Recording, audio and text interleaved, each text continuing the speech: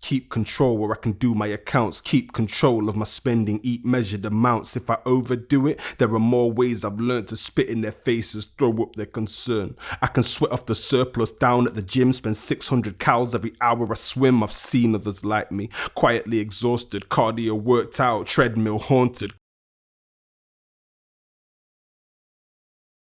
People are surprised that somebody with my backgrounds in arts and humanities, with a particular interest in literature, in narrative theory, that somebody like me takes up a topic that they usually expect a psychologist or somebody with a clinical background to take on.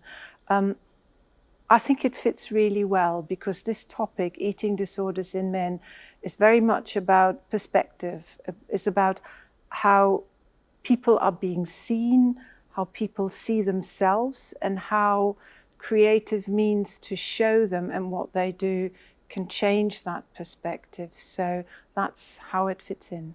I'm Heike Bartel. I'm Associate Professor in German at the University of Nottingham, and I work in the Department of Modern Languages and Cultures. Looking at creative ways how men with lived experience of eating disorder portray this experience is really interesting. It gives them a chance to explore what they have gone through or are going through. So there's lots of evidence that creative practice helps in recovery, helps them to find a voice and to make that voice heard to others. It's very empowering, and there's also a therapeutic element in there.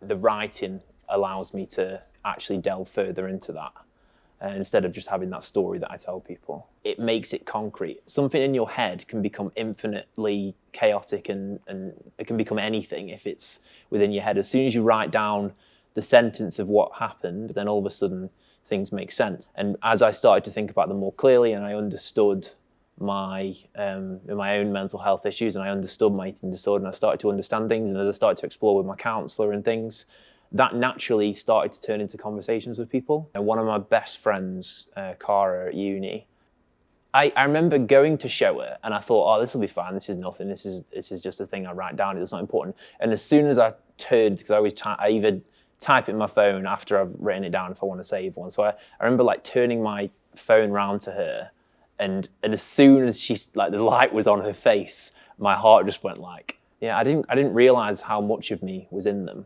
until I showed someone. And then yeah, she thought they were beautiful, and she said that it helped her understand how I was thinking, how I was feeling, and what I was going through. And I was listening to the Keeping Control poem. I think that one of the beauties of poetry is you're expected to read into the words. So, you know, the words have all these different meanings, and at the end of that Keeping Control poem. I'm not stupid.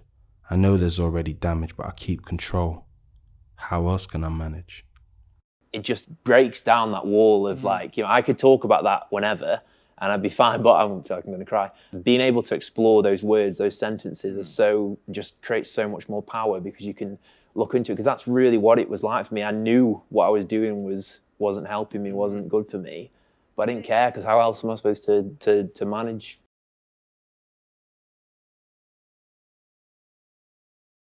So I'm Sam Raby. I work for First Steps Eating Disorders, and we're a charity based in Derby. I'm the assistant CYP coordinator, and I'm also the boys and men lead as well. The reason why this role was created is because of the lack of recognition and the lack of representation that boys and men get. I read a stat that since 2010, the percentage of boys and men in hospital with eating disorders rose by about 90%, faster rate than girls, which is always quite a shocking stat that people don't think exists. It's work, but I don't see it as work because I'm so passionate about it, and I love kind of standing up for and almost debunking the myths that we have in society about eating disorders, but also especially boys and men with eating disorders as well. I was going to say, I think, at least from my experience, the normal reaction to, oh, guys get eating disorders, or even if I say I have an eating disorder, like I feel like with guys anyway, I feel like the thing is like, oh, it's like stoic ideal of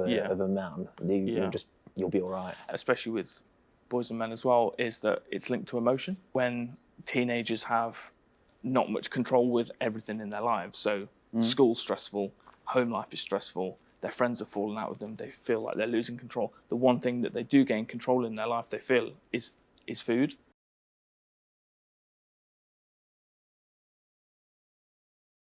To engage eye to eye with these people that they maybe before couldn't understand, but to develop rapport. And I think here creative engagement is really, really important.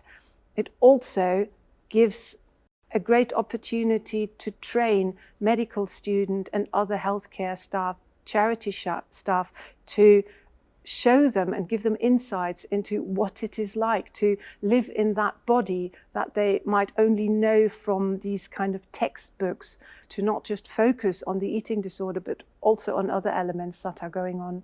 We did an animation where men with lived experience of eating disorders told us how they felt about going to a GP and having 10 minutes only to tell their story.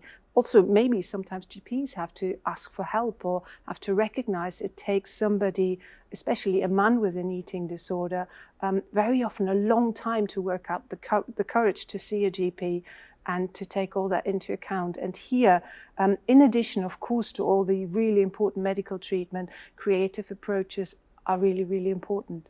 The animation really goes down well because it allows them to understand it differently rather than just having facts and figures, and if it doesn't feel like you're at school again, it's just learning, but it's just a different way of learning. And honestly, it's one of the most powerful things that we use, especially for the boys and men training.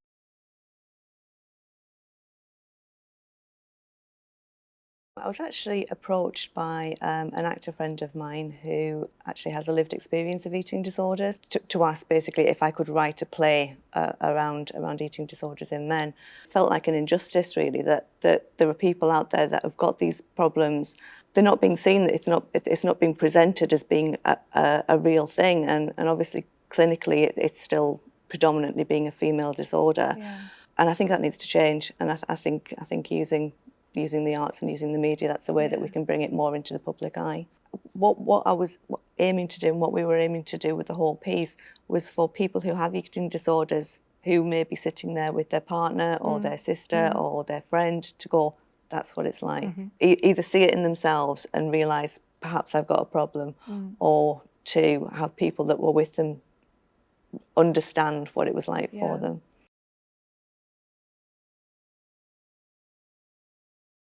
I think that comedy is the way that blokes should talk about eating disorders and stuff. Because I don't know if you found this, but like a lot of the time you can go on Instagram and Twitter and it's all very feminized and like, you know, sort of footprints in the sand and like pictures of rainbows and all of these like memes and stuff. And none of that talked to me. And I think that like actually for me, comedy was always about drawing people closer. I was never geeky at school. I was never a jock. I was certainly never sporty. So I never really had an identity, whereas I realized that like having a laugh with people was a way of drawing them close. And like if you could make people laugh, then they would listen to you. So I personally think that that's really vital for men with eating disorders, because perhaps we do communicate in different ways, but when people are laughing, then they have to be listening, and when they're listening they can learn, and you can use that to kind of try and sort of make people with eating disorders feel a little less uncomfortable, especially blokes. I'm writing for the 17-year-old me when I do comedy, and I suppose in a way that's partially true, because I know that when I was developing the anorexia, I wanted someone that talked about it, that spoke in a voice that I could associate with. My TED Talk is I am an anorexic. I have been recovering from anorexia for the past kind of 8 or 9 years. Everyone needs a hobby. And actually I loved the way that comedy was a way to like normalise a conversation, to like chat. And I think a lot of the time, I personally, and I had one of these conversations only yesterday, that I think a lot of the time like blokes don't want to talk about eating disorders because they see it as being one of these like really intense conversations. But I think that comedy is a great way of injecting that levity and introducing a real world kind of setting. In general, everything has been designed around women, because for the longest time it was always just women who we thought could get them. And I think, you know, doing the podcast having these conversations with people, exploring things, learning how to ask questions to try and work around those words. Because we all, we've all been taught as we grow up that words mean a certain thing. I've learned how to pick beneath that over time, and also that's allowed me to pick beneath my own thoughts as well, so I can almost be the podcast host for my own brain and be like, oh, you're thinking that way, what about this? I think being creative has really changed the way that we help boys and men with eating disorders. Just seeing things in a different way.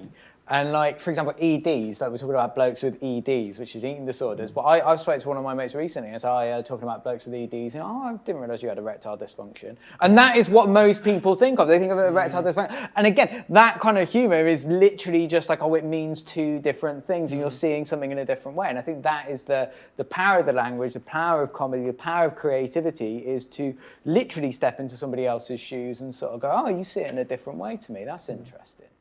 I will never be clever enough to outwit that fool of a brother. Never be loud enough to drown the whispered whinging of my mother. Never look good enough to attract my heart's desire. That's why I'd rather keep control where I can do my accounts, keep control of my spending, eat measured amounts. If I overdo it, there are more ways I've learned to spit in their faces, throw up their concern. I can sweat off the surplus down at the gym, spend 600 calories every hour I swim. I've seen others like me, quietly exhausted, cardio worked out, treadmill haunted. For us it's a question of calibration and arithmetical calculation. I'm not stupid. I know there's already damage, but I keep control. How else can I manage?